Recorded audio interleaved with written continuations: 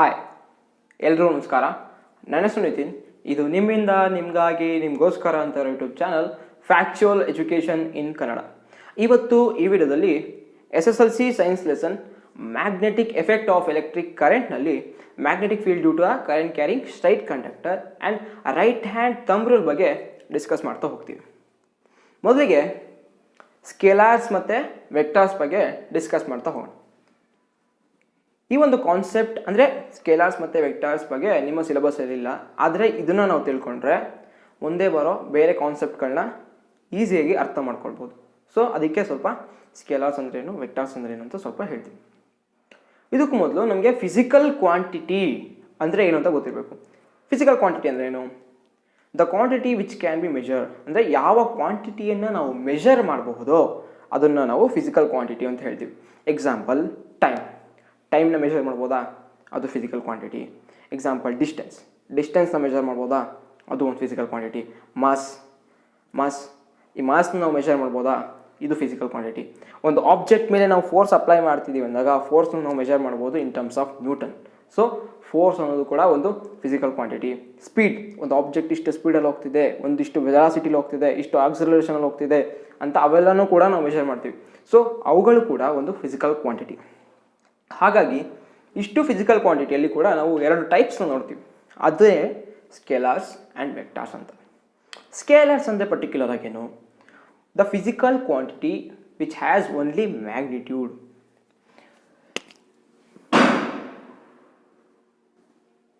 Scalar ಅಂದರೆ ಯಾವ physical ಕ್ವಾಂಟಿಟಿಗೆ ಕೇವಲ ಮ್ಯಾಗ್ನಿಟ್ಯೂಡ್ ಇರುತ್ತೋ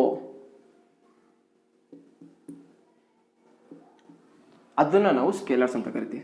ದೆನ್ ವೆಕ್ಟಾರ್ಸ್, ಆ ವೆಕ್ಟಾರ್ಸ್ಗಳಿಗೆ ಮ್ಯಾಗ್ನಿಟ್ಯೂಡ್ ಜೊತೆಗೆ ಡೈರೆಕ್ಷನ್ ಕೂಡ ಇರುತ್ತೆ. ಹೇಳ್ತೀನಿ ಮ್ಯಾಗ್ನಿಟ್ಯೂಡ್ ಅಂದ್ರೆ ಏನು, ಡೈರೆಕ್ಷನ್ ಅಂತ. ಫಸ್ಟು ಬರೀ ಮ್ಯಾಗ್ನಿಟ್ಯೂಡ್ ಅಂತ ನೋಡೋಣ ಬೇಡ, ಫಸ್ಟು ವೆಕ್ಟಾರ್ಸ್ ಡೈರೆಕ್ಷನ್ ಬಗ್ಗೆ ಹೋಗೋಣ. ಈಗ ಎಕ್ಸಾಂಪಲ್, ಇದೊಂದು ಫ್ಲೋರು, ಒಂದು ಬಾಕ್ಸ್ ಇಟ್ಟಿದ್ದೀನಿ. ಇದು ಪಾಯಿಂಟ್ ಎ, ಇದು ಪಾಯಿಂಟ್ ಬಿ. ನಾನೇನು ಮಾಡಬೇಕು? ಈ ಬ್ಲಾಕ್ನ ಪಾಯಿಂಟ್ ಎ ಇಂದ ಪಾಯಿಂಟ್ ಬಿಗೆ ಮೂವ್ ಮಾಡಬೇಕು. ಅಂದರೆ ಏನು ಮಾಡಬೇಕು? ಈ ಬಾಕ್ಸ್ ಮೇಲೆ ಫೋರ್ಸ್ ಅಪ್ಲೈ ಮಾಡಬೇಕು. ಯಾವಾಗ ಈ ಬಾಕ್ಸ್ ಮೇಲೆ ಫೋರ್ಸ್ ಅಪ್ಲೈ ಮಾಡ್ತೀನೋ ಆಗ ಮಾತ್ರ ಪಾಯಿಂಟ್ ಎ ಇಂದ ಪಾಯಿಂಟ್ ಬಿಗೆ ಈ ಬ್ಲಾಕ್ ಮೂವ್ ಆಗುತ್ತೆ. ನಾನೇನು ಮಾಡ್ತೀನಿ? ಫಸ್ಟು ಫೋರ್ಸ್ನ ಈ ಡೈರೆಕ್ಷನ್ ಅಪ್ಲೈ ಮಾಡ್ತೀನಿ. ಫೋರ್ಸ್ನ ಈ ರೀತಿ ಅಪ್ಲೈ ಮಾಡಿದ್ರೆ ಬ್ಲಾಕ್ ಈ ಕಡೆ ಮೂವ್ ಆಗುತ್ತಾ? ಇಲ್ಲ. ಈಗ ಏನೋ ಒಂದು 10 ನ್ಯೂಟನ್ ಫೋರ್ಸ್ ಅಪ್ಲೈ ಮಾಡಿದ್ದೀನಿ ಅಂತ ಅಂದ್ಕೊಳ್ಳಿ, ಮೂವ್ ಆಗಲ್ಲ. ನೆಕ್ಸ್ಟ್ ಏನು ಮಾಡ್ತೀನಿ? ಈ ಡೈರೆಕ್ಷನಲ್ಲಿ ಅಪ್ಲೈ ಮಾಡ್ತೀನಿ, ಆವಾಗಲೂ ಮೂವ್ ಆಗಲ್ಲ. ಸ್ಲೈಟ್ಲಿ ಮೂವ್ ಆಗುತ್ತೆ, ಬಟ್ ನಾಟ್ ಕಂಪ್ಲೀಟ್ ಮೂವ್ ಆಗಲ್ಲ. ನೆಕ್ಸ್ಟ್ ಏನು ಮಾಡ್ತೀನಿ? ಈ ಡೈರೆಕ್ಷನ್ ಮೂವ್ ಮಾಡ್ತೀನಿ. 10 ನ್ಯೂಟನ್ ಫೋರ್ಸ್, ಅಷ್ಟೇ ಫೋರ್ಸ್ನ ಈ ಡೈರೆಕ್ಷನ್ ಅಪ್ಲೈ ಮಾಡ್ತೀನಿ. ಆದರೆ ಬ್ಲಾಕ್ ಬಿ ಕಡೆ ಮೂವ್ ಆಗಲ್ಲ, ಈ ಡೈರೆಕ್ಷನ್ ಮೂವ್ ಆಗ್ತಾ ಹೋಗುತ್ತೆ. ಆದರೆ ನಮ್ಮ ಇಂಟೆನ್ಷನ್ ಏನು? ಬ್ಲಾಕ್ ಎ ಇಂದ ಬಿಗೆ ಮೂವ್ ಆಗಬೇಕು. ಹಾಗಂತ ನಾವು ಫೋರ್ಸ್ ಯಾವ ಡೈರೆಕ್ಷನ್ ಅಪ್ಲೈ ಮಾಡಿದ್ರು ನಮ್ಮ ಇಂಟೆನ್ಷನ್ ಅಂದರೆ ನಮ್ಮ ಒಂದು ಗೋಲ್ ಕಂಪ್ಲೀಟ್ ಆಗುತ್ತಾ? ಅಂದರೆ ಪಾಯಿಂಟ್ ಎ ಇಂದ ಪಾಯಿಂಟ್ ಬಿ ಮೂವ್ ಮಾಡೋಕ್ಕಾಗುತ್ತಾ? ಇಲ್ಲ. ಫೋರ್ಸ್ನ ನಾವು ಒಂದು ಪರ್ಟಿಕ್ಯುಲರ್ ಡೈರೆಕ್ಷನಲ್ಲೇ ಅಪ್ಲೈ ಮಾಡಬೇಕು. ಅಂದರೆ ಈ ಬಾಕ್ಸ್ನು ಪಾಯಿಂಟ್ ಎ ಇಂದ ಪಾಯಿಂಟ್ ಬಿಗೆ ಮೂವ್ ಮಾಡಬೇಕು ಅಂದರೆ ನಾನು ಈ ಒಂದು ಡೈರೆಕ್ಷನಲ್ಲಿ ಅಪ್ಲೈ ಮಾಡಿದ್ರೆ ಮಾತ್ರ ನಮ್ಮ ವರ್ಕ್ ಕಂಪ್ಲೀಟ್ ಆಗುತ್ತೆ ಅಂತ. ಹಾಗಾದರೆ ನಾವು ಫೋರ್ಸ್ ಅನ್ನೋ ಕ್ವಾಂಟಿಟಿನ ಡಿಫೈನ್ ಮಾಡಬೇಕಾದ್ರೆ ಫೋರ್ಸಿಗೆ 10 ನ್ಯೂಟನ್ ಅಂತ ಹೇಳಿದ್ದೀನಿ. ಅದೀಗ ನಾರ್ಮಲಿ ನಾನು ಇಷ್ಟು ಫೋರ್ಸ್ ಅಪ್ಲೈ ಮಾಡ್ತೀನಿ ಅಂದರೆ ಇದಕ್ಕೆ ಒಂಥರ ಮ್ಯಾಗ್ನಿಟ್ಯೂಡ್ ಇರುತ್ತೆ. ಈ ರೀತಿ ಫೋರ್ಸಾಗಿ ಅಪ್ಲೈ ಮಾಡ್ತೀನಿ ಅಂದರೆ ಅದಕ್ಕೆ ಒಂದು ಮ್ಯಾಗ್ನಿಟ್ಯೂಡ್ ಇರುತ್ತೆ. ಸೊ ಎಷ್ಟು ಅಪ್ಲೈ ಮಾಡ್ತಿದ್ದೀವಿ ಅನ್ನೋದು ಮ್ಯಾಗ್ನಿಟ್ಯೂಡ್. ಎಕ್ಸಾಂಪಲ್, ಇಲ್ಲಿ 10 ನ್ಯೂಟನ್ ಫೋರ್ಸ್ ಅಂತ ಮೆಷರ್ ಮಾಡಿದ್ದೀನಿ, ಇದು ಒಂದು ಮ್ಯಾಗ್ನಿಟ್ಯೂಡ್ ಆಯಿತು. ಅದ್ರ ಜೊತೆಗೆ ನಾವು ಫೋರ್ಸ್ಗೆ ಡೈರೆಕ್ಷನ್ನು ಕೂಡ ಡಿಫೈನ್ ಮಾಡಿದ್ದೀವಿ. ಅಂದರೆ ಈ ಒಂದು ಪರ್ಟಿಕ್ಯುಲರ್ ಡೈರೆಕ್ಷನಲ್ಲಿ ಫೋರ್ಸ್ ಅಪ್ಲೈ ಮಾಡಿದಾಗ ಮಾತ್ರ ಪಾಯಿಂಟ್ ಎ ಇಂದ ಪಾಯಿಂಟ್ ಬಿಗೆ ಬ್ಲಾಕ್ ಮೂವ್ ಆಗುತ್ತೆ ಅಂತ. ಸೊ ಇಲ್ಲಿ ಡೈರೆಕ್ಷನ್ ಯಾವುದಾಯಿತು? North, south, east, west. ಅಂದರೆ ಈಸ್ಟ್ ಗೊತ್ತಾಯ್ತಾ? ಈಗ ಫೋರ್ಸ್ ಅನ್ನೋ ಕ್ವಾಂಟಿಟಿ ಏನು? ವೆಕ್ಟಾರ್ ಆಯಿತು. ಎಂತಕ್ಕೆ? ಫೋರ್ಸ್ಗೆ ಅದರದ್ದೇ ಆದಂಥ ಒಂದು ಮ್ಯಾಗ್ನಿಟ್ಯೂಡ್ ಇದೆ, ಜೊತೆಗೆ ಡೈರೆಕ್ಷನ್ ಕೂಡ ಅದಕ್ಕೆ ಡಿಫೈನ್ ಮಾಡ್ತೀವಿ. ಈ ಎಕ್ಸಾಂಪಲ್ ಟೈಮ್ ತೊಗೊಳ್ಳಿ. ಟೈಮ್ನ ಮೆಜರ್ ಮಾಡ್ತೀವಿ ಅಷ್ಟೇ, 2 hours 30 minutes ಈ ಥರ. ಹಾಗಂತ ಟೈಮ್ಗೆ ಯಾವುದೇ ಡೈರೆಕ್ಷನ್ ನಾವು ಡಿಫೈನ್ ಮಾಡೋಕ್ಕೆ ಹೋಗಲ್ಲ. ಹಾಗಾಗಿ ಟೈಮು ಎಕ್ಸಾಂಪಲ್ ಫಾರ್ ಸ್ಕೇಲಾರ್. ಮತ್ತು ಇನ್ಯಾವುದು ಟೆಂಪ್ರೇಚರ್ನು ಕೂಡ ನಾವು ಮೆಷರ್ ಮಾಡ್ತೀವಿ. ಇಷ್ಟು ಡಿಗ್ರಿ ಸೆಲ್ಸಿಯಸ್ ಇದೆ ಅಥವಾ ಇಷ್ಟು ಫ್ಯಾರನೀಟ್ ಇದೆ, ಇಷ್ಟು ಕೆಲ್ವಿನ್ ಇದೆ, ಈ ರೀತಿ ಬರೀ ಮೆಷರ್ ಮಾಡ್ತೀವಿ ಹೊರತು ಆ ಟೆಂಪ್ರೇಚರ್ಗೆ ನಾವು ಡೈರೆಕ್ಷನ್ ಡಿಫೈನ್ ಮಾಡೋಕ್ಕೆ ಹೋಗಲ್ಲ. ಹಾಗಾಗಿ ಈ ಟೈಮ್ ಆಗಿರ್ಬೋದು, ಟೆಂಪ್ರೇಚರ್ ಆಗಿರ್ಬೋದು, ಮಾಸ್ ಆಗಿರ್ಬೋದು, ಇವಿಷ್ಟು ಕೂಡ ಸ್ಕೇಲಾರ್ ಕ್ವಾಂಟಿಟಿ ಆಗಿರುತ್ತೆ. ಯಾಕೆಂದರೆ ಆ ಕ್ವಾಂಟಿಟಿಗಳಿಗೆ ನಾವು ಡೈರೆಕ್ಷನ್ನ ಡಿಫೈನ್ ಮಾಡೋಕ್ಕಾಗಲ್ಲ. ಅವುಗಳನ್ನ ಸ್ಕೇಲರ್ಸ್ ಅಂತ ಕರಿತೀವಿ. ಯಾವ ಫಿಸಿಕಲ್ ಕ್ವಾಂಟಿಟಿಗೆ ಮ್ಯಾಗ್ನಿಟ್ಯೂಡ್ ಅಂದರೆ ಇಷ್ಟು ಇದೆ, ಇಷ್ಟು ಮ್ಯಾಗ್ನಿಟ್ಯೂಡ್ ಅಂದರೆ ಒಂದು ಡಿಫೈನ್ ಮಾಡ್ತೀವಿ ಇಷ್ಟಿದೆ ಅಂತ, ಅದ್ರ ಜೊತೆಗೆ ಮ್ಯಾಗ್ನಿಟ್ಯೂಡ್ ಪ್ಲಸ್ ಡೈರೆಕ್ಷನ್ ಈ ಒಂದು ಪರ್ಟಿಕ್ಯುಲರ್ ಡೈರೆಕ್ಷನಲ್ಲಿ ಅಪ್ಲೈ ಆಗ್ತಿದೆ ಅಂತ ಡೈರೆಕ್ಷನ್ ಕೂಡ ಡಿಫೈನ್ ಮಾಡ್ತೀವಿ ಅಂದರೆ ಆ ಒಂದು ಫಿಸಿಕಲ್ ಕ್ವಾಂಟಿಟಿಯನ್ನು ನಾವು ವೆಕ್ಟಾರ್ಸ್ ಅಂತ ಕರಿಬೋದು. ಈ ಎಕ್ಸಾಂಪಲ್ ವೆಲಾಸಿಟಿ ತೊಗೊಂಡ್ರೆ, ವೆಲಾಸಿಟಿ ಒಂದು ಕಾರ್ ಪರ್ಟಿಕ್ಯುಲರ್ ಡೈರೆಕ್ಷನ್ ಮೂವ್ ಆಗ್ತಿದೆ, 30 km/s ಮೂವ್ ಆಗ್ತಿದೆ ಅಂತ ಹೇಳ್ತಾರೆ. ಡೈರೆಕ್ಷನ್ ಯಾವುದು? ಸೇಮ್, ಈಸ್ಟ್, ಟುವರ್ಡ್ಸ್ ಈಸ್ಟ್ ಅಂತ ಹೇಳ್ಬೋದು. ಹಾಗಾಗಿ ವೆಲಾಸಿಟಿ ಅನ್ನೋದು ಕೂಡ ಒಂದು ವೆಕ್ಟಾರ್ ಕ್ವಾಂಟಿಟಿ ಆಗುತ್ತೆ. ಯಾಕೆಂದರೆ ವೆಲಾಸಿಟಿಗೆ ನಾವು ಡೈರೆಕ್ಷನ್ ಕೂಡ ಡಿಫೈನ್ ಮಾಡ್ಬೋದು, ಜೊತೆಗೆ ಆಕ್ಸಲರೇಷನ್ ಕೂಡ ಒಂದು ವೆಕ್ಟಾರ್ ಕ್ವಾಂಟಿಟಿ. ಅಂದರೆ ವೆಕ್ಟಾರ್ ಕ್ವಾಂಟಿಟಿಗೆ ಎಕ್ಸಾಂಪಲ್ ಯಾವ್ಯಾವು? ಫೋರ್ಸ್, ವೆಲಾಸಿಟಿ, ಆಕ್ಸಲರೇಷನ್, ಈ ರೀತಿ ಇನ್ನೂ ಕೆಲವು ಎಕ್ಸಾಂಪಲ್ಸ್ಗಳನ್ನ ನಾವು ಬರ್ಕೊಂಡು ಹೋಗ್ಬೋದು. ಹಾಗಾಗಿ ನಿಮ್ಗೆ ಅರ್ಥ ಆಗಿರುತ್ತೆ ಅಂದ್ಕೊಳ್ತೀನಿ ಸ್ಕೇಲಾರ್ಸ್ ಅಂದ್ರೇನು, ವೆಕ್ಟಾರ್ಸ್ ಅಂದ್ರೇನು ಅಂತ. ಓಕೆ, ಈಗ ಇನ್ನೊಂದು ಎಕ್ಸಾಂಪಲ್ ಕೊಡ್ತೀನಿ. ಯಾವುದು ಅಂದರೆ ಡಿಸ್ಪ್ಲೇಸ್ಮೆಂಟ್. ಅಂದರೆ ಶಾರ್ಟೆಸ್ಟ್ ಡಿಸ್ಪ್ಲೇಸ್ಮೆಂಟ್ ಅಂದ್ರೇನು? ಇದು ಪಾಯಿಂಟ್ ಎ, ಇದು ಪಾಯಿಂಟ್ ಬಿ, ಇವೆರಡರ ಮಧ್ಯೆ ಇರೋ ಡಿಸ್ಪ್ಲೇಸ್ಮೆಂಟ್ ಎಷ್ಟು? ಇದು shortest distance between these two points is called displacement. ಡಿಸ್ಟೆನ್ಸ್ನ ಯಾವ ಡಿಫ್ರೆಂಟ್ ವೇಸಲ್ಲಿ ಮೆಷರ್ ಮಾಡ್ಬೋದು. ಹೇಗೆ? ಈ ರೀತಿ ಹೋದ್ರೂ ನಾವು ಡಿಸ್ಟೆನ್ಸ್ ಅಂತ ಕರಿತೀವಿ, ಅಥವಾ ಹಿಂಗೆ ಬಳಸ್ಕೊಂಡು ಹೋದ್ರೂ ಡಿಸ್ಟೆನ್ಸ್ ಅಂತ ಕರಿತೀವಿ. ಆದರೆ ಡಿಸ್ಪ್ಲೇಸ್ಮೆಂಟ್ ಅಂತ ಬಂದರೆ ಶಾರ್ಟೆಸ್ಟ್ ಡಿಸ್ಟೆನ್ಸ್. ಈಗ ಪಾಯಿಂಟ್ ಎಗೋ ಪಾಯಿಂಟ್ ಬಿಗೋ ಅಥವಾ ಪಾಯಿಂಟ್ ಸಿಗೋ ಪಾಯಿಂಟ್ ಡಿಗೋ ಡಿಸ್ಪ್ಲೇಸ್ಮೆಂಟ್ ಏನು, ಅಥವಾ ಶಾರ್ಟೆಸ್ಟ್ ಡಿಸ್ಟೆನ್ಸ್ ಎಷ್ಟಿದೆ ಅಂದರೆ ಇದು ಡಿಸ್ಪ್ಲೇಸ್ಮೆಂಟ್. ಓಕೆ, ಇದ್ರ ಮೇಲೆ ಒಂದು ಕಾನ್ಸೆಪ್ಟ್ ಎಕ್ಸ್ಪ್ಲೈನ್ ಮಾಡ್ತೀನಿ ನೋಡಿ. ಎಕ್ಸಾಂಪಲ್, ಒಂದು ಮನೆ ಇದೆ. ನಾನೇನು ಕ್ಲೂ ಕೊಡ್ತೀನಿ ಒಬ್ಬ ಹುಡುಗಂಗೆ, ಈ ಮನೆಯಿಂದ 100 ಮೀಟರ್ ಡಿಸ್ಟೆನ್ಸಲ್ಲಿ ನಾನೊಂದು ತುಂಬ ಬೆಲೆ ಬಾಳೋ ಒಂದು ವಸ್ತು ಇಟ್ಟಿದ್ದೀನಿ ಅಂತ ಹೇಳ್ತೀನಿ. ಈ ಮನೆಯಿಂದ 100 ಮೀಟರ್ ಡಿಸ್ಟೆನ್ಸಲ್ಲಿ ತುಂಬ ಬೆಲೆ ಬಾಳೋ ಒಂದು ವಸ್ತು ಇಟ್ಟಿದ್ದೀನಿ ಅಂತ ಹೇಳ್ತೀನಿ. ಆಗ 100 ಮೀಟ್ರ್ ಸುತ್ತಲೂ ಹುಡ್ಕೋಕ್ಕಾಗುತ್ತಾ? ಆಗ ನಾನು ಕೇಳ್ತಾನೆ 100 ಮೀಟರ್ ಯಾವ ಡೈರೆಕ್ಷನ್ ಇಟ್ಟಿದ್ಯಾ ಅಂತ ಕೇಳ್ತಾನೆ. ಸೊ ಶಾರ್ಟೆಸ್ಟ್ ಡಿಸ್ಟೆನ್ಸ್ ಅಂದರೆ ಇದು ಒಂದು ಡಿಸ್ಪ್ಲೇಸ್ಮೆಂಟ್ ಅಂತ ಏನಿದೆ, ಇದಕ್ಕೂ ಕೂಡ ನಾವು ಡೈರೆಕ್ಷನ್ನ ಹೇಳ್ತೀವಿ. ಹಾಗಾದರೆ 100 ಮೀಟರ್ ಟುವರ್ಡ್ಸ್ ನಾರ್ತ್ ಅಂತ ಹೇಳ್ತೀನಿ. ಅಂದರೆ ಈ ಒಂದು ಡೈರೆಕ್ಷನಿಂದ 100 ಮೀಟರ್ ಮೆಷರ್ ಮಾಡ್ಕೊಂಡು ಹೋದಾಗ ಇಲ್ಲಿ ನಾನು ಇಟ್ಟಿದ್ದೀನಿ ಅಂತ ಹೇಳ್ತೀನಿ. ಹಾಗಾದ್ರೆ ಅಕಸ್ಮಾತ್ ನಾನು ಈಸ್ಟ್ ಅಂತ ಹೇಳಿದ್ರೆ ಇಲ್ಲಿಂದ 100 ಮೀಟರ್, ಅಕಸ್ಮಾತ್ ಸೌತ್ ಅಂದರೆ ಇಲ್ಲಿಂದ 100 ಮೀಟರ್. ಹಾಗೆ ಡಿಸ್ಪ್ಲೇಸ್ಮೆಂಟ್ ಕೂಡ ಒಂದು ವೆಕ್ಟರ್ ಕ್ವಾಂಟಿಟಿ. ಯಾಕೆಂದರೆ ಆವಾಗ ಯಾವ ಶಾರ್ಟೆಸ್ಟ್ ಡಿಸ್ಟೆನ್ಸ್ ಎಲ್ಲಿಂದ ಎಲ್ಲಿಗೆ ಅಂತ ಹೇಳ್ಬೇಕಾದ್ರೆ ಪರ್ಟಿಕ್ಯುಲರ್ ಡೈರೆಕ್ಷನ್ ಕೂಡ ನಾವು ಅಲ್ಲಿ ಮೆನ್ಷನ್ ಮಾಡ್ಬೋದು. ಸೊ ಡಿಸ್ಪ್ಲೇಸ್ಮೆಂಟ್ ಕೂಡ ವೆಕ್ಟರ್ ಕ್ವಾಂಟಿಟಿ. ಬಟ್ ಡಿಸ್ಟೆನ್ಸ್ ಅನ್ನೋದು ಇದೆಯಲ್ಲ, ಡಿಸ್ಟೆನ್ಸ್ಗೆ ಯಾವುದೇ ಪರ್ಟಿಕ್ಯುಲರ್ ಡೈರೆಕ್ಷನ್ ಇಲ್ಲ ನೋಡಿ, ಇಲ್ಲಿ ರ್ಯಾಂಡಮ್ ಡಿಸ್ಟೆನ್ಸ್ ಇದೆ. ಸೊ ಡಿಸ್ಟೆನ್ಸ್ ಅನ್ನೋದು ಮೆಷರ್ ಮಾಡ್ಬೋದು ಅಷ್ಟೇ.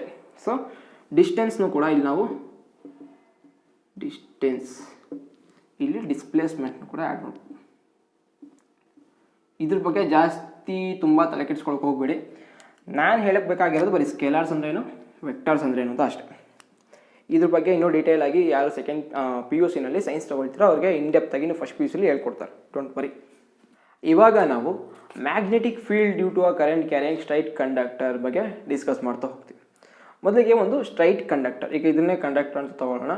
ಒಂದು ಸ್ಟ್ರೈಟ್ ಕಂಡಕ್ಟರ್ನ ತೊಗೊಳ್ಳಿ, ಜೊತೆಗೆ ಒಂದು ಸ್ಕ್ವೇರ್ ಶೇಪ್ಡ್ ಕಾರ್ಬೋರ್ಡ್ ಶೀಟ್ ತೊಗೊಳ್ಳಿ. ಆ ಕಾರ್ಬೋರ್ಡ್ ಶೀಟಲ್ಲಿ ಮಿಡಲಲ್ಲಿ ಈ ರೀತಿ ಹೋಲ್ ಮಾಡಿ ನೆಕ್ಸ್ಟ್ ಇವೆರಡನ್ನು ಈ ರೀತಿ ಅಟ್ಯಾಚ್ ಮಾಡ್ತೀವಿ. ಓಕೆ, ಇದು ಕಾರ್ಬೋರ್ಡ್ ಶೀಟ್, ಇದು ಕಂಡಕ್ಟರ್. ಇದು ಕಂಡಕ್ಟರ್ನ ಒಂದು ಎಂಡ್, ಇದು ಮತ್ತೊಂದು ಎಂಡ್. ಓಕೆ, ಈಗ ಇದೇ ಡಯಾಗ್ರಾಮ್ನ ನಾವಿಲ್ಲಿ ಬರೆಯೋಣ.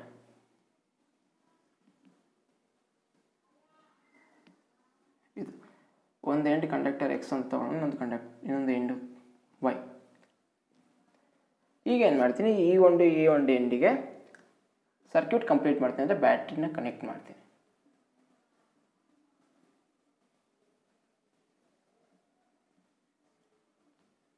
ಆ್ಯಮೀಟರ್.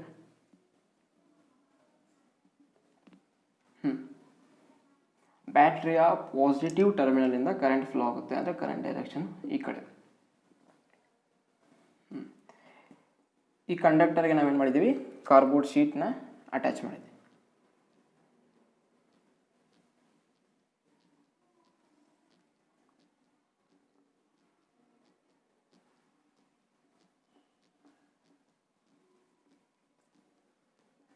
ಕರೆಕ್ಟಾ? ಓಕೆ, ಇದು ಕಾರ್ಡ್ಬೋರ್ಡ್ ಶೀಟ್ ಈ ರೀತಿ ಇರುತ್ತೆ. Conductor, cardboard sheet. ಯಾವಾಗ ಸರ್ಕ್ಯೂಟ್ ಕಂಪ್ಲೀಟ್ ಮಾಡ್ತೀವಿ ಅಂದರೆ ಸ್ವಿಚ್ ಆನ್ ಮಾಡಿದಾಗ ಈ ಒಂದು ಕಂಡಕ್ಟರಲ್ಲಿ ಕರೆಂಟ್ ಫ್ಲೋ ಆಗ್ತಾ ಹೋಗುತ್ತೆ, ಅಂದರೆ ಕರೆಂಟ್ ಇಲ್ಲಿಂದ ಫ್ಲೋ ಆಗಿ ಇಲ್ಲಿ ಕರೆಂಟ್ ಐ. ಓಕೆ, ನೆಕ್ಸ್ಟ್ ಏನು ಮಾಡ್ತೀವಿ, ಐರನ್ ಫಿಲ್ಲಿಂಗ್ಸ್. ಲಾಸ್ಟ್ ಟೈಮಲ್ಲಿ ನಾವು ಬಾರ್ ಮ್ಯಾಗ್ನೆಟಲ್ಲಿ ಮ್ಯಾಗ್ನೆಟಿಕ್ ಫೀಲ್ಡ್ ಹೇಗಿರುತ್ತೆ ಅಂತ ನೋಡಬೇಕಾದ್ರೆ ಐರನ್ ಫಿಲ್ಲಿಂಗ್ಸ್ನ ಅಲ್ಲಿ ಸ್ಪ್ರಿಂಕಲ್ ಮಾಡಿದ್ವಿ. ಅದೇ ರೀತಿ ಈ ಒಂದು ಕಾರ್ಡ್ಬೋರ್ಡ್ ಶೀಟ್ ಮೇಲೆ ಕೂಡ ಇವಾಗಲೂ ನಾವು ಐರನ್ ಫಿಲ್ಲಿಂಗ್ಸ್ನ ಹಾಕ್ತೀವಿ.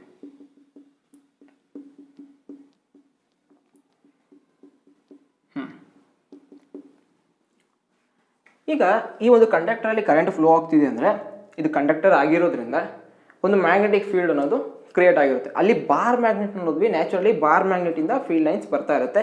ಇಲ್ಲಿ ಒಂದು ಕಂಡಕ್ಟರ್ ಇಲ್ಲಿ ಕರೆಂಟ್ ಫ್ಲೋ ಆಗ್ತಿದೆ, ಸೊ ಇದು ಒಂದು ಮ್ಯಾಗ್ನೆಟ್ ಥರ ಇಲ್ಲಿ ಈಗ ಆ್ಯಕ್ಟ್ ಆಗುತ್ತೆ, ಯಾಕೆಂದರೆ ಈ ಒಂದು ಕಂಡಕ್ಟರಿಂದ ಮ್ಯಾಗ್ನೆಟಿಕ್ ಫೀಲ್ಡ್ ಕ್ರಿಯೇಟ್ ಆಗ್ತಿದೆ. ನೆಕ್ಸ್ಟ್ ಏನು ಮಾಡ್ತೀನಿ, ಸೇಮ್ ಆಗ ಯಾವ ರೀತಿ ಟ್ಯಾಪ್ ಮಾಡಿದ್ವಲ್ಲ ಅದೇ ರೀತಿ ಈ ಒಂದು ಕಾರ್ಡ್ಬೋರ್ಡ್ ಶೀಟ್ ಮೇಲೆ ಈ ರೀತಿ ಟ್ಯಾಪ್ ಮಾಡ್ತಾ ಹೋಗ್ತೀವಿ.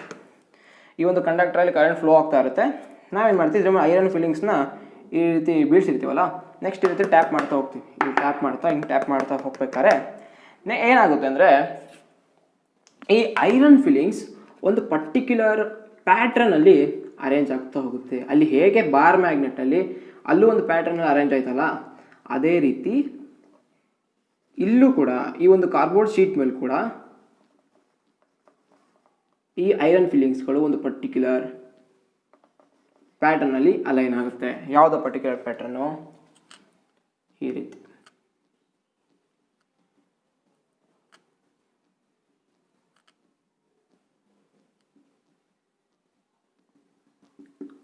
ಇದನ್ನೇನಂತ ಹೇಳ್ತೀವಿ ನಾವು, ಕಾನ್ಸೆಂಟ್ರಿಕ್ ಸರ್ಕಲ್ಸ್. ಹೀಗೆ ಇದು ಕಂಡಕ್ಟರ್ ಅಲ್ವಾ, ಕಂಡಕ್ಟರ್ ಕರೆಂಟ್ ಫ್ಲೋ ಆಗ್ತಿದೆ ಅಂದಾಗ ಈ ಕಾರ್ಡ್ಬೋರ್ಡ್ ಶೀಟ್ ಮೇಲೆ ನಾವು ಐರನ್ ಫಿಲ್ಲಿಂಗ್ಸ್ ಏನು ಸ್ಪ್ರೆಡ್ ಮಾಡಿರ್ತೀವಿ ಅದು ಪರ್ಟಿಕ್ಯುಲರ್ ರೀತಿ ಕಾನ್ಸೆಂಟ್ರಿಕ್ ಸರ್ಕಲ್ಸ್ ರೀತಿ ಅಲೈನ್ ಆಗಿರುತ್ತೆ ಹೀಗೆ.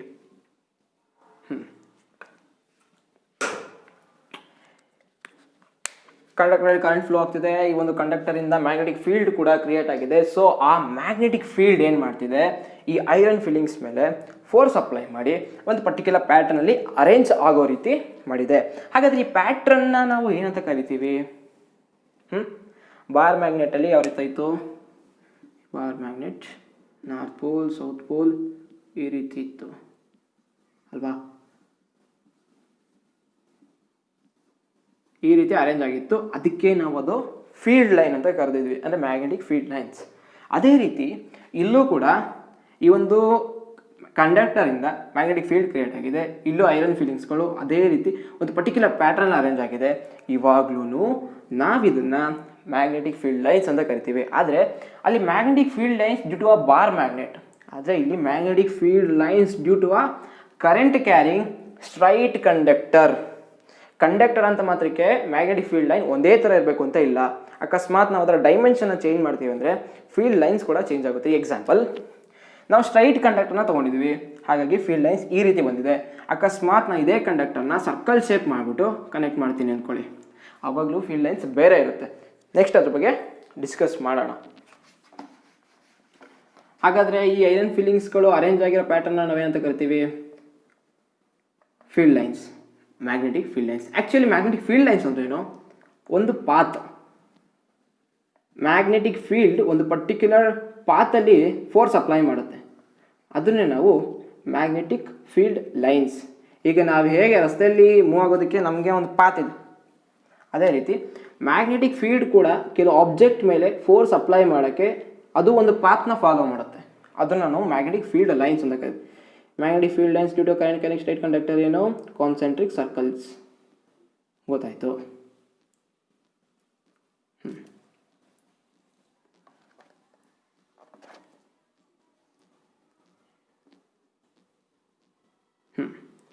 ಕಾನ್ಸೆಂಟ್ರಿಕ್ ಸರ್ಕಲ್ಸ್ ಅಂತ ಗೊತ್ತಾಯ್ತು. ಬಟ್ ಇದಕ್ಕೊಂದು ಡೈರೆಕ್ಷನ್ ಇರ್ಬೋದಲ್ಲ, ಇರಬೇಕಲ್ವಾ? ಈ ಕಾನ್ಸೆಂಟ್ರಿಕ್ ಸರ್ಕಲ್ಸ್ ಅಂದ ಮಾತ್ರಕ್ಕೆ ಫೀಲ್ಡಿಗೆ ಡೈರೆಕ್ಷನ್ ಇತ್ತು. ಅಲ್ಲಿ ಹೆಂಗಿತ್ತು, ನಾರ್ತ್ ಪೋಲಿಂದ ಎಮರ್ಜ್ ಆಗಿ, ಇದು ನಾರ್ತ್ ಪೋಲು, ಇದು ಸೌತ್ ಪೋಲ್, ನಾರ್ತ್ ಪೋಲಿಂದ ಎಮರ್ಜ್ ಆಗಿ ಸೌತ್ ಪೋಲಲ್ಲಿ ಮರ್ಜ್ ಆಗ್ತಿತ್ತು ಮತ್ತೆ ಈ ರೀತಿ. ಹಾಗಾಗಿ ಫೀಲ್ಡ್ ಲೈನ್ಗೆ ಒಂದು ಡೈರೆಕ್ಷನ್ ಇರಬೇಕಲ್ವಾ, ಇಲ್ಲಿ ಮರ್ಜ್ ಆಗ್ತಿತ್ತಲ್ವಾ. ಅದೇ ರೀತಿ ಇಲ್ಲಿ ಕಾನ್ಸೆಂಟ್ರಿಕ್ ಸರ್ಕಲ್ ಅಂದ ತಕ್ಷಣ ಈ ಸರ್ಕಲಲ್ಲಿ ಒಂದು ಪಾಸಿಬಿಲಿಟಿ ಯಾವ ರೀತಿ ಅಂತ ನೋಡಿದ್ದೀನಿ.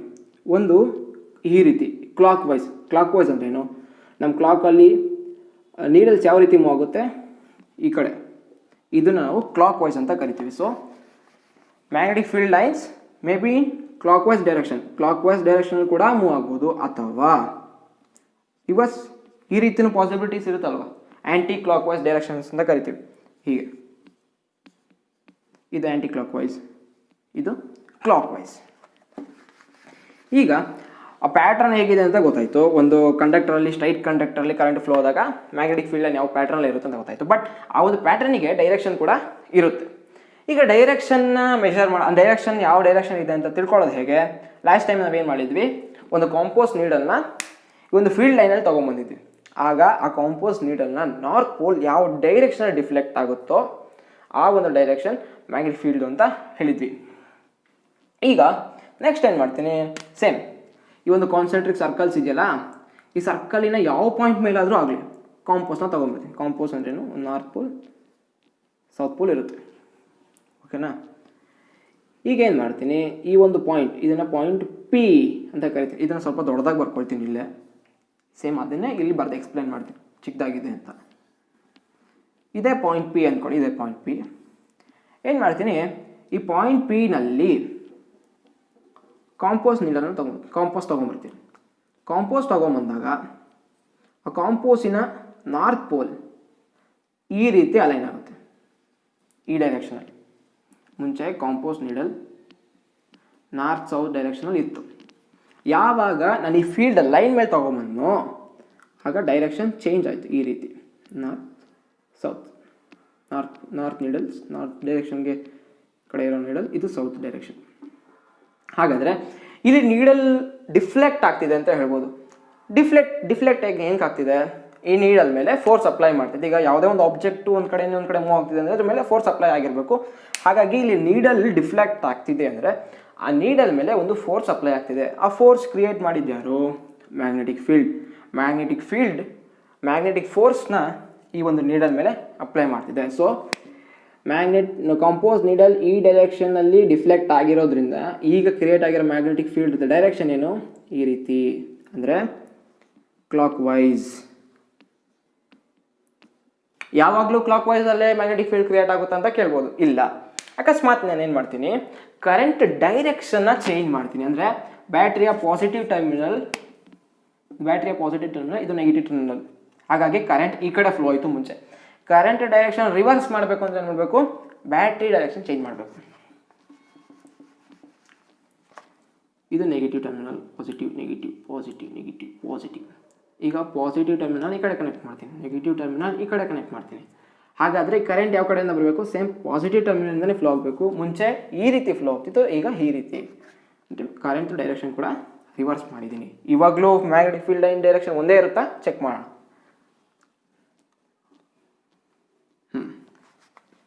ಈಗ ಇದೆಲ್ಲ ಅರೇಂಜ್ ಮಾಡೋಣ.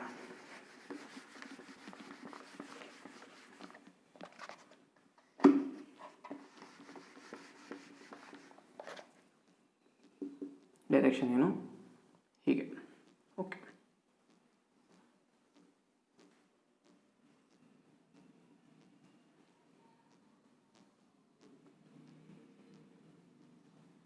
ಕಾನ್ಸೆಂಟ್ರಿಕ್ ಸರ್ಕಲ್ಸ್ ಬರ್ತದೆ. ಹೀಗೇನು ಮಾಡ್ತೀನಿ, ಸೇಮ್ ಮ್ಯಾಗ್ನೆಟಿಕ್ ಫೀಲ್ಡ್ ಕೂಡ ಕ್ರಿಯೇಟ್ ಆಗಿದೆ, ಸೇಮ್ ಪ್ಯಾಟ್ರನ್ ಕೂಡ ಅದೇ ಕಾನ್ಸೆಂಟ್ರಿಕ್ ಸರ್ಕಲ್ಸ್ ಕ್ರಿಯೇಟ್ ಆಗಿದೆ. ಆದರೆ ಈಗ ನಾವೇನು ಮಾಡಬೇಕು, ಡೈರೆಕ್ಷನ್ ಚೇಂಜ್ ಆಗಿದೆಯಾ. ಮುಂಚೆ ಈ ರೀತಿ ಕರೆಂಟ್ ಹೇಗೆ ಈ ರೀತಿ ಫ್ಲೋ ಆಗಬೇಕಾದ್ರೆ ಮ್ಯಾಗ್ನೆಟಿಕ್ ಫೀಲ್ಡ್ ಲೈನ್ದು ಡೈರೆಕ್ಷನ್ ಏನಿತ್ತು, ಕ್ಲಾಕ್ ವೈಸ್ ಇತ್ತು. ಇವಾಗಲೂ ಕ್ಲಾಕ್ ವೈಸ್ ಇದೆಯಾ ಅಥವಾ ಬೇರೆ ಡೈರೆಕ್ಷನ್ ಅಂದರೆ ಆಂಟಿ ಕ್ಲಾಕ್ ವೈಸ್ ಇದೆಯಾ ಅಂತ ನೋಡೋಣ. ಸೇಮ್ ಏನು ಮಾಡಬೇಕು, ಇವಾಗ್ಲೂ ಕಾಂಪೋಸ್ ನೀಡಲ್ನ ತೊಗೊಂಬರ್ಬೇಕು. ಕಾಂಪೋಸ್ ನೀಡಲ್ ಮುಂಚೆ ಯಾವ ಡೈರೆಕ್ಷನ್ ಇತ್ತು, ನಾರ್ತ್ ಸೌತ್. ಸೇಮ್ ಮತ್ತೆ ಅದೇ ಪಾಯಿಂಟ್ ಪಿಗೆ ತೊಗೊಂಬರ್ತೀನಿ. ಇಲ್ಲಿ ಸ್ವಲ್ಪ ದೊಡ್ಡದಾಗಿ ಬರ್ಕೊಳ್ತೀನಿ. ಈ ಒಂದು ಪಾಯಿಂಟ್ ಪಿಗೆ ಕಾಂಪೋಸ್ ನೀಡಲ್ ತೊಗೊಂಬಂದಾಗ ಮುಂಚೆ compost needle north south direction align ಆಗಿತ್ತು. ಅಕಸ್ಮಾತ್ ನಾನು ಯಾವಾಗ ಪಾಯಿಂಟ್ ಪಿ ಹತ್ರ ತೊಗೊಬಂದ ತಕ್ಷಣ ಕಾಂಪೋಸ್ ನೀಡಲ್ ಈ ಡೈರೆಕ್ಷನಲ್ಲಿ ಡಿಫ್ಲೆಕ್ಟ್ ಆಯಿತು, ನಾರ್ತ್ ಸೌತ್. ಅಂದರೆ ಈ ರೀತಿ ಡೈರೆಕ್ಷನ್ ಇದ್ದಿದ್ದ ಕಾಂಪೋಸ್ನ ಹೀಗಲ್ಲ, ಹಿಂಗಲ್ಲ, ಸ್ವಲ್ಪ ಸ್ಲೈಟಾಗಿ ಈ ಕಡೆ ಬೆಂಡ್ ಆಗಿದೆ, ಈ ಕಡೆ ಇದು ನಾರ್ತ್, ಇದು ಸೌತ್. ಅಂದರೆ ಮ್ಯಾಗ್ನೆಟಿಕ್ ನೀಡಲ್ ನಾರ್ತ್ ಸೈಡ್ದು ಈ ಕಡೆ ಡಿಫ್ಲೆಕ್ಟ್ ಆಗಿದೆ, ಇದು ಸೌತ್. ಹಾಗಾದರೆ ಇವಾಗ ಕ್ರಿಯೇಟ್ ಆಗಿರೋ ಮ್ಯಾಗ್ನೆಟಿಕ್ ಫೀಲ್ಡ್ ಡೈರೆಕ್ಷನ್ ಏನು, ಈ ಕಡೆ ಡಿಫ್ಲೆಕ್ಟ್ ಆಗ್ತಿರೋದ್ರಿಂದ ಇದು. ಬೇಕಾದ್ರೆ ನೀವು ಇಲ್ಲಲ್ಲ, ಇಲ್ಲಿ ಬೇಕಾದ್ರೆ ಕಾಂಪೋಸ್ ನೀಡಲ್ ಇಟ್ಟು ನೋಡಿ ಡಿಫ್ಲೆಕ್ಟ್ ಆಗೋದು ಈ ಕಡೆನೇ, ಇಲ್ಲಿ ಇಟ್ಟು ನೋಡಿ ಡಿಫ್ಲೆಕ್ಟ್ ಆಗೋದು ಈ ಕಡೆನೇ. ಸೊ ಮ್ಯಾಗ್ನೆಟಿಕ್ ಫೀಲ್ಡ್ ಲೈನ್ದು ಡೈರೆಕ್ಷನ್ ಏನು ಇವಾಗ ಆ್ಯಂಟಿ ಕ್ಲಾಕ್ ವೈಸ್ ಡೈರೆಕ್ಷನ್, ಅಂದರೆ ಈ ರೀತಿ.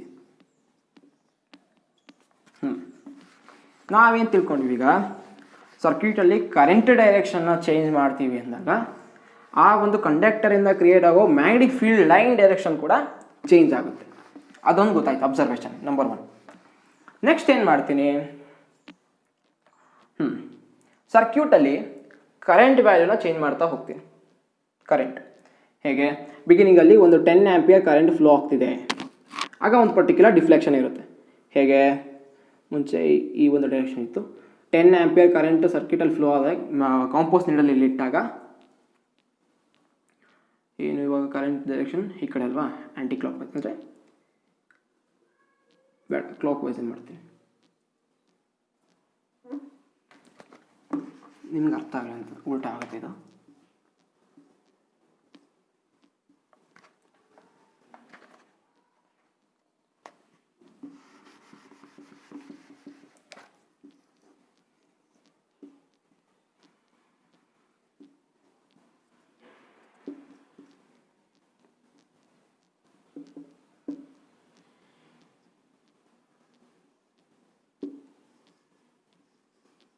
ಇದು ಕ್ಲಾಕ್ ವೈಸ್ ಡೈರೆಕ್ಷನ್. ಓಕೆ, ಈಗ ನಾನು ಮ್ಯಾಗ್ನೆಟಿಕ್ ನೀಡಲ್ ಕಾಂಪೋಸ್ ನೀಡಲ್ ತೊಗೊಂಬಂದೆ, 10 ಆಂಪಿಯರ್ ಕರೆಂಟು ಸರ್ಕ್ಯೂಟಲ್ಲಿ ಫ್ಲೋ ಆಗ್ತಿದೆ ಅಂತ ಅಂದ್ಕೊಳ್ಳಿ. ಮುಂಚೆ 10 ಆಂಪಿಯರ್ ಕರೆಂಟ್ ಫ್ಲೋ ಆಗ್ತಿರ್ಬೇಕಾದ್ರೆ ಈ ಒಂದು ಪಾಯಿಂಟ್ ಪಿಗೆ ಕಾಂಪೋಸ್ ನೀಡಲ್ ತೊಗೊಂಬಂದಾಗ ಡಿಫ್ಲೆಕ್ಟ್ ಆಯಿತು. ಇಷ್ಟು ಮುಂಚೆ ಇಷ್ಟಿತ್ತು, ಅಂದರೆ north south direction magnetic needle.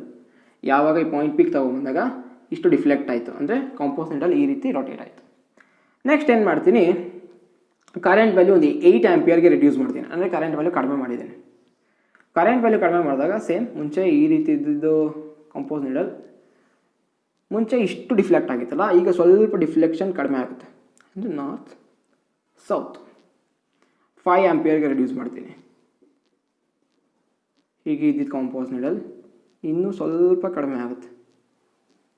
ಹಾಗೆ ಕರೆಂಟ್ ವ್ಯಾಲ್ಯೂನ ನಾನು ಎಷ್ಟು ಕಡಿಮೆ ಮಾಡ್ತಾ ಹೋಗ್ತೀನಿ, ಈ ಕಾಂಪೋಸ್ ನೀಡಲ್ ಡಿಫ್ಲೆಕ್ಷನ್ ಕೂಡ ಕಡಿಮೆ ಆಗ್ತಾ ಹೋಗುತ್ತೆ. ಆ್ಯಕ್ಚುಲಿ ಕಾಂಪೋಸ್ ನೀಡಲ್ ಡಿಫ್ಲೆಕ್ಟ್ ಆಗ್ತಿರೋದಂತಕ್ಕೆ ಆ ಕಾಂಪೋಸ್ ನೀಡಲ್ ಮೇಲೆ ಒಂದು ಫೋರ್ಸ್ ಅಪ್ಲೈ ಆಗ್ತಿದೆ, ಅದೇ ಮ್ಯಾಗ್ನೆಟಿಕ್ ಫೋರ್ಸ್. ಆ ಮ್ಯಾಗ್ನೆಟಿಕ್ ಫೋರ್ಸ್ ಎಲ್ಲಿಂದ ಬರ್ತಿದೆ, ಮ್ಯಾಗ್ನೆಟಿಕ್ ಫೀಲ್ಡಿಂದ ಬರ್ತಿದೆ. ಅಕಸ್ಮಾತ್ ಈ ಡಿಫ್ಲೆಕ್ಷನ್ ಕಡಿಮೆ ಆಗ್ತಿದೆ ಅಂದ್ರೇನು, ಆ ಒಂದು ನೀಡಲ್ ಮೇಲೆ ಅಪ್ಲೈ ಆಗ್ತಿರೋ ಫೋರ್ಸ್ದು ಮ್ಯಾಗ್ನಿಟ್ಯೂಡ್ ಕೂಡ ಕಡಿಮೆ ಆಗ್ತಿದೆ. ಆ ಫೋರ್ಸ್ ಮ್ಯಾಗ್ನಿಟ್ಯೂಡ್ ಕಡಿಮೆ ಆಗ್ತಿದೆ ಅಂದ್ರೇನು, ಮ್ಯಾಗ್ನೆಟಿಕ್ ಫೀಲ್ಡ್ ಕೂಡ ಕಡಿಮೆ ಆಗ್ತಿದೆ. ಏನಂತಕ್ಕೆ ಮ್ಯಾಗ್ನೆಟಿಕ್ ಫೀಲ್ಡ್ ಕಡಿಮೆ ಆಗ್ತಿದೆ, ಸರ್ಕ್ಯೂಟಲ್ಲಿ ಫ್ಲೋ ಆಗ್ತಿರೋ ಕರೆಂಟ್ ಕೂಡ ಕಡಿಮೆ ಆಗ್ತಿದೆ. ಅಕಸ್ಮಾತ್ ನಾನು ಕರೆಂಟ್ ವ್ಯಾಲ್ಯೂನ ಸರ್ಕ್ಯೂಟಲ್ಲಿ ಕಡಿಮೆ ಮಾಡ್ತೀನಿ ಅಂದರೆ ಕ್ರಿಯೇಟ್ ಆಗ್ತಿರೋ ಮ್ಯಾಗ್ನೆಟಿಕ್ ಫೀಲ್ಡ್ ಮ್ಯಾಗ್ನಿಟ್ಯೂಡ್ ಕೂಡ ಕಡಿಮೆ ಆಗ್ತಾ ಹೋಗುತ್ತೆ. ಇದೊಂದು ಅಬ್ಸರ್ವೇಷನ್ ಗೊತ್ತಾಯಿತು. ನೆಕ್ಸ್ಟು ಏನು ನೋಡೋಣ ಅಂದರೆ, ಓಕೆ ಇದೆಲ್ಲ ರಬ್ ಮಾಡಿಬಿಡ್ತೀನಿ. ಓಕೆ, ಕ್ರಿಯೇಟ್ ಆಗೋ ಮ್ಯಾಗ್ನೆಟಿಕ್ ಫೀಲ್ಡು ಸರ್ಕ್ಯೂಟಲ್ಲಿ ಫ್ಲೋ ಆಗ್ತಿರೋ ಕರೆಂಟ್ ಮೇಲೆ ಡಿಪೆಂಡ್ ಆಗುತ್ತೆ ಅಂತ ಗೊತ್ತಾಯಿತು. ನೆಕ್ಸ್ಟ್ ಏನು ಮಾಡ್ತೀನಿ, ಸ್ವಲ್ಪ ದೊಡ್ಡ ತೊಗೊಳ್ಳೋಣ ಕಾರ್ಬೋರ್ಡ್ ಶೀಟ್. ಇದು ಪಾಯಿಂಟ್ ಪಿ. ಓಕೆ, ಪಾಯಿಂಟ್ ಪಿನಲ್ಲಿ ಕಾಂಪೋಸ್ ನೀಡಲ್ನ ಇಟ್ಟಾಗ ಡಿಫ್ಲೆಕ್ಷನ್ ಮುಂಚೆ ಇದು ನಾರ್ಮಲ್, ತುಂಬ ದೂರದಲ್ಲಿ ಇಟ್ಟಾಗ ಕಾಂಪೋಸ್ ನೀಡಲ್ ಹೀಗಿರುತ್ತೆ. ಪಾಯಿಂಟ್ ಪಿನಲ್ಲಿ ಇಟ್ಟಾಗ ಇಷ್ಟು ಡಿಫ್ಲೆಕ್ಟ್ ಆಯಿತು ಅಂದ್ಕೊಂಡು ನಾರ್ತ್ ಸೌತ್, ಇದು ಅಟ್ ಪಿ.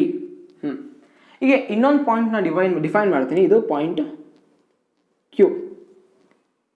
ಓಕೆನಾ, ಇಲ್ಲೂ ಒಂದು ಕಾನ್ಸೆಂಟ್ರಿಕ್ ಸರ್ಕಲ್ ಇರುತ್ತೆ, ಆದರೆ ನನ್ನ ಕಾರ್ಡ್ಬೋರ್ಡ್ ಶೀಟ್ ಚಿಕ್ಕದಾಗಿರೋದ್ರಿಂದ ಕಾನ್ಸೆಂಟ್ರಿಕ್ ಸರ್ಕಲ್ ತುಂಬ ನೀವು ನಂಬರ್ನ ಮೆಜರ್ ಮಾಡೋದಕ್ಕೆ ಆಗಲ್ಲ, ಅಷ್ಟು ಕಾನ್ಸೆಂಟ್ರಿಕ್ ಸರ್ಕಲ್ಸ್ ಇದ್ದೇ ಇರುತ್ತೆ. ಪಕ್ಕದಲ್ಲೊಂದು ಪಕ್ಕ ಇದ್ದೇ ಇರುತ್ತೆ.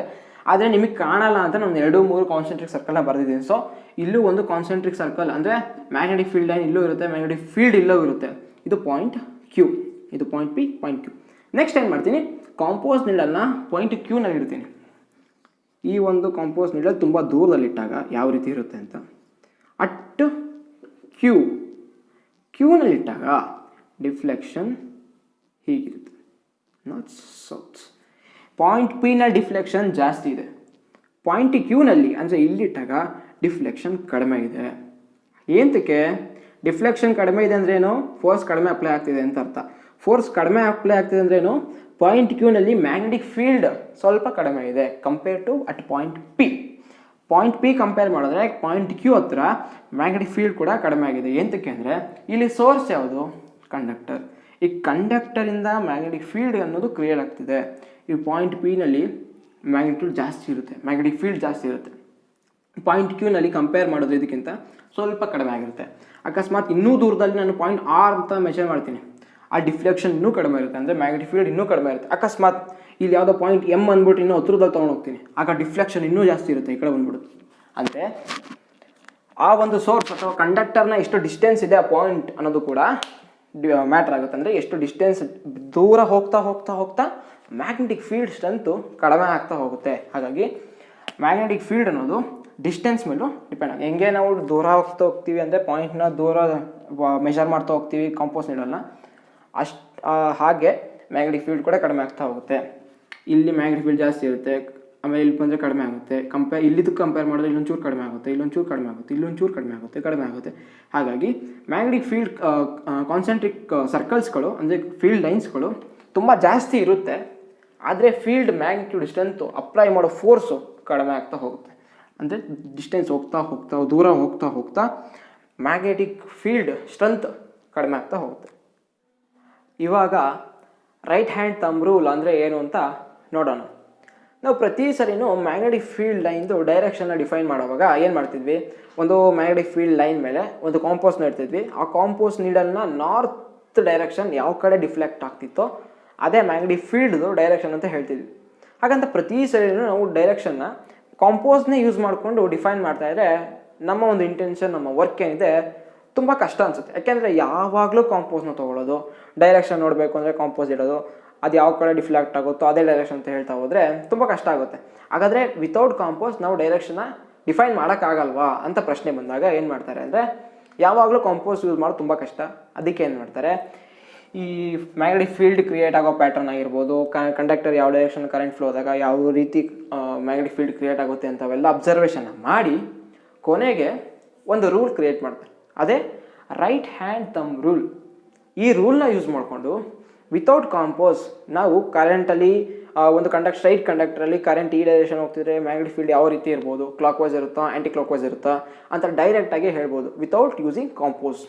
ಈ ರೂಲ್ಸ್ ಪ್ರಕಾರ ಇದೇನಿರೋದು right hand thumb rule. So ನಾವು ರೈಟ್ ಹ್ಯಾಂಡ್ನೇ ಯೂಸ್ ಮಾಡಬೇಕು. ಅಕಸ್ಮಾತ್ ಲೆಫ್ಟ್ ಹ್ಯಾಂಡ್ ಯೂಸ್ ಮಾಡ್ತೀರಂದರೆ ರಿಸಲ್ಟು ಉಲ್ಟಾ ಬರುತ್ತೆ, ತಪ್ಪಾಗುತ್ತೆ. ಸೊ ಯಾವಾಗಲೂ ರೈಟ್ ಹ್ಯಾಂಡೇ ಯೂಸ್ ಮಾಡಬೇಕು. ಏನು ಮಾಡಬೇಕು, ರೈಟ್ ಹ್ಯಾಂಡ್ ಇದನ್ನ ಕಂಡಕ್ಟರ್ ಅಂದ್ಕೊಂಡು ರೈಟ್ ಹ್ಯಾಂಡ್ ಇದನ್ನ ಹೋಲ್ಡ್ ಮಾಡಬೇಕು. ಹೋಲ್ಡ್ ಮಾಡಿ ತಮ್ಮದು ಡೈರೆಕ್ಷನ್ ಏನು ಮಾಡಬೇಕು, ಡೈರೆಕ್ಷನ್ ಆಫ್ ಕರೆಂಟ್ ಅಂದರೆ ಆ ಕಂಡಕ್ಟರಲ್ಲಿ ಕರೆಂಟು ಯಾವ ಡೈರೆಕ್ಷನಲ್ಲಿ ಹೋಗ್ತಿದೆಯೋ ಆ ಡೈರೆಕ್ಷನಲ್ಲಿ ನಮ್ಮ ತಂಬ್ ಡೈರೆಕ್ಷನ್ ಇರಬೇಕು. ಅಕಸ್ಮಾತ್ ಈ ಕಂಡಕ್ಟರಲ್ಲಿ ಕರೆಂಟ್ ಈ ರೀತಿ ಹೋಗ್ತಿದೆ ಅಂದರೆ ನಮ್ಮ ತಂಬು ಈ ಕಡೆ ಇರಬೇಕು. ಅಕಸ್ಮಾತ್ ಕರೆಂಟ್ ಈ ಕಡೆ ಇತ್ತು ಅಂದರೆ ತಂಬು ಈ ಕಡೆ ಬಂದು ನಾವು ಈ ರೀತಿ ಹೋಲ್ಡ್ ಮಾಡಬೇಕು. ಇಮ್ಯಾಜಿನ್ ಈ ಒಂದು ಕಂಡಕ್ಟರ್ ಅಂತ ಅಂದ್ಕೊಳ್ಳೋಣ, ಕರೆಂಟು ಈ ಕಡೆ ಅಂದರೆ ಕಡೆ ಹೋಗ್ತಿದೆ, ಅಂದರೆ ನಾರ್ತ್ ಡೈರೆಕ್ಷನ್ ಕರೆಂಟ್ ಫ್ಲೋ ಹೋಗ್ತಿದೆ. ಇದೇ ಕಂಡಕ್ಟರು ಏನು ಮಾಡ್ತೀನಿ, ಈ ರೀತಿ ಹೋಲ್ಡ್ ಮಾಡ್ತೀನಿ. ಕರೆಂಟ್ ಡೈರೆಕ್ಷನ್ ಯಾವುದು, ತಂಬ್ ಡೈರೆಕ್ಷನ್ ಸೇಮ್. ಸೊ ಹಿಂಗೆ ಇಟ್ಕೊಂಡು ಏನು ಮಾಡ್ತೀನಿ, ಈ 4 ಫಿಂಗರ್ಸ್ ಏನಿದೆಯಲ್ಲ ಇದನ್ನು ಈ ರೀತಿ ವ್ರ್ಯಾಪ್ ಮಾಡ್ತೀನಿ, ಹಿಂಗೆ ಬೆಂಡ್ ಮಾಡ್ತೀನಿ. ಇವಾಗ ಏನು ಗೊತ್ತಾಯಿತು, ಈ ರೂಲ್ಸ್ ಪ್ರಕಾರ ಏನು ಹೇಳುತ್ತೆ ಅಂದರೆ, ಯಾವ ಡೈರೆಕ್ಷನಲ್ಲಿ ಈ 4 ಫಿಂಗರ್ಸ್ಗಳು ಈ ರೀತಿ ಬೆಂಡ್ ಆಗುತ್ತೋ ಅದು ಮ್ಯಾಗ್ನೆಟಿಕ್ ಫೀಲ್ಡ್ದು ಡೈರೆಕ್ಷನ್ ಅಂತ ಹೇಳ್ತಾರೆ. ಎಕ್ಸಾಂಪಲ್ ಇದೆ ತಗೊಳ್ಳಿ, ಇದು ಕಂಡಕ್ಟರ್ ಅಂತ ಅಂದ್ಕೊಳ್ಳಿ, ಇದೆ ಎಕ್ಸ್ ವೈ, ಇದು ಎಕ್ಸ್ ಎಂಟು, ಇದು ವೈ ಎಂಟು. ರೈಟ್ ಹ್ಯಾಂಡಿಂದ ಹಿಂಗೆ ಇದನ್ನ ಹೋಲ್ಡ್ ಮಾಡಿಕೊಂಡು ತಂಬು ಕರೆಂಟ್ ಡೈರೆಕ್ಷನ್ ಇದೆ, ಓಕೆ. ಇದನ್ನ ಈಗ ಬೆಂಡ್ ಮಾಡ್ತೀನಿ ಅಂದರೆ ಮ್ಯಾಗ್ನೆಟಿಕ್ ಫೀಲ್ಡ್ ಡೈರೆಕ್ಷನ್ ಹೀಗೆ ಇಲ್ಲಿ ಬಂದಿರೋದೇ ಇದೆ ಅಲ್ವಾ, ಇದು ಕಾರ್ಡ್ಬೋರ್ಡ್ ಶೀಟ್ ಅಂತ ಅಂದ್ಕೊಂಡ್ರೆ ಮ್ಯಾಗ್ನೆಟಿಕ್ ಫೀಲ್ಡ್ ಈ ರೀತಿ ಕ್ರಿಯೇಟ್ ಆಗಿದೆ. ಹೀಗೆ ಇಲ್ಲೇ ವ್ರ್ಯಾಪ್ ಮಾಡಿ ಹಿಂಗೆ ಇದನ್ನ ಹೋಲ್ಡ್ ಮಾಡ್ಕೊಂಡು ನಾವು ಹಿಂಗೆ ತೊಗೊಂಡೋಗ್ಲೂ ರೈಟ್ ಹ್ಯಾಂಡಲ್ಲೂ ನಮ್ಗೆ ರಿಸಲ್ಟ್ ಬಂದಿದ್ದು ಅದೇ. ಅಕಸ್ಮಾತ್ ನಾನು ಬ್ಯಾಟ್ರಿನ ಉಲ್ಟಾ ಮಾಡಿ ಕರೆಂಟ್ ಡೈರೆಕ್ಷನ್ ಚೇಂಜ್ ಮಾಡಿದಾಗ ಅವಾಗ ಏನು ಮಾಡಬೇಕು, ಕರೆಂಟು ಈಗ ಹಿಂಗೆ ಹೋಗ್ತಿದೆ, ಬ್ಯಾಟ್ರಿ ಚೇಂಜ್ ಮಾಡಿದಾಗ ಕರೆಂಟ್ ಹೀಗೆ ಬರುತ್ತೆ. ಅವಾಗ ಏನು ಮಾಡಬೇಕು, ಕಂಡಕ್ಟರು ರೈಟ್ ಹ್ಯಾಂಡಲ್ಲಿ ಹೋಲ್ಡ್ ಮಾಡಿ ಕರೆಂಟ್ ಉಲ್ಟಾ ಆಗಿರುತ್ತಲ್ಲ ಆಗ ತಮ್ಮ ಡೈರೆಕ್ಷನ್ ಚೇಂಜ್ ಮಾಡಬೇಕು. ಕರೆಂಟ್ ಈ ರೀತಿ ಬರ್ತಿರುತ್ತೆ, ಅವಾಗ ಹೀಗೆ ಇಟ್ಕೊಂಡು ವ್ರ್ಯಾಪ್ ಮಾಡಿದಾಗ ಈ ರೀತಿ ವ್ರ್ಯಾಪ್ ಮಾಡಿದಾಗ ಮ್ಯಾಗ್ನೆಟಿಕ್ ಫೀಲ್ಡ್ ಡೈರೆಕ್ಷನ್ ಹೀಗೆ ಬರುತ್ತೆ, ಆಗ ಡೈರೆಕ್ಷನ್ ಚೇಂಜ್ ಆಗುತ್ತೆ. ಈ ರೂಲ್ಸ್ ಪ್ರಕಾರ ಹಾಗೇನೆ ಇಲ್ಲಿ ಬೇಕಾದ್ರೆ ಇಮೇಜ್ ಇದೆ ನೋಡ್ಕೊಳ್ಳಿ. ಇದು ಯಾವಾಗ ಕಂಡಕ್ಟರ್ನ ನಾವು ಹಿಂಗೆ ಹೋಲ್ಡ್ ಮಾಡಿದಾಗ ಕರೆಂಟ್ ಡೈರೆಕ್ಷನ್ ಹೀಗಿದೆ ಅಂದರೆ ತಂಬು ಕರೆಂಟ್ ಡೈರೆಕ್ಷನಲ್ಲಿ ಇರಬೇಕು. ನಮ್ಮ 4 ಫಿಂಗರ್ ಯಾವ ಕಡೆ ಕರ್ವ್ ಆಗುತ್ತೋ ಆ ಡೈರೆಕ್ಷನಲ್ಲಿ ಮ್ಯಾಗ್ನೆಟಿಕ್ ಫೀಲ್ಡ್ ಇದೆ ಅಂತ ಗೊತ್ತಾಗುತ್ತೆ. ಇದು ರೈಟ್ ಹ್ಯಾಂಡ್ ತಮ್ ರೂಲ್.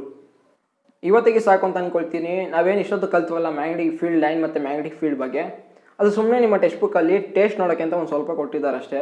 ಇದ್ರ ಬಗ್ಗೆ ಇನ್ನೂ ತುಂಬ ಕಾನ್ಸೆಪ್ಟ್ಗಳಿದ್ದಾವೆ, ಅವೆಲ್ಲ ಹೇಳ್ತಾ ಕೂತ್ಕೊಂಡ್ರೆ ನಿಮಗೆ ಸ್ವಲ್ಪ ಕನ್ಫ್ಯೂಷನ್ ಆಗುತ್ತೆ. ಸೊ ನಿಮ್ಮ ಟೆಕ್ಸ್ಟ್ ಬುಕ್ಕಲ್ಲಿ ಎಷ್ಟಿದೆ ಏನಿದೆ ಅದನ್ನು ತುಂಬ ಕ್ಲೀನಾಗಿ ಎಕ್ಸ್ಪ್ಲೈನ್ ಮಾಡೋದಕ್ಕೆ ಪ್ರಯತ್ನ ಪಟ್ಟಿದ್ದೀನಿ.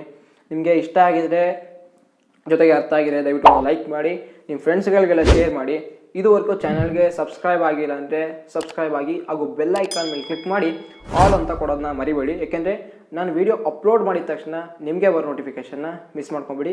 ಜೊತೆಗೆ ಯಾವುದೇ ರೀತಿಯ ಒಪಿನಿಯನ್ ಆಗಲಿ ಅಥವಾ ಸಜೆಷನ್ಗಳಾಗಲಿ ಇದ್ದರೆ ದಯವಿಟ್ಟು ಕಮೆಂಟ್ ಮಾಡಿ. ನೆಕ್ಸ್ಟ್ ವಿಡಿಯೋದಲ್ಲಿ ಈ ಒಂದು ವಿಡಿಯೋದಲ್ಲಿ ನಾವು magnetic field due to a straight conductor ಬಗ್ಗೆ ಡಿಸ್ಕಸ್ ಮಾಡಿದ್ದೀವಿ. ನೆಕ್ಸ್ಟ್ ವಿಡಿಯೋದಲ್ಲಿ ಅದೇ ಕಂಡಕ್ಟರ್ನ ನಾವು ಸರ್ಕಲ್ ಶೇಪಿಗೆ ತೊಗೊಂಬಂದಾಗ ಮ್ಯಾಗ್ನೆಟಿಕ್ ಫೀಲ್ಡ್ ಹೇಗಿರುತ್ತೆ ಅಂತ ನೋಡೋಣ. ನೆಕ್ಸ್ಟ್ ವಿಡಿಯೋದಲ್ಲಿ ಮತ್ತೆ ಸಿಗ್ತೀನಿ. Thank you.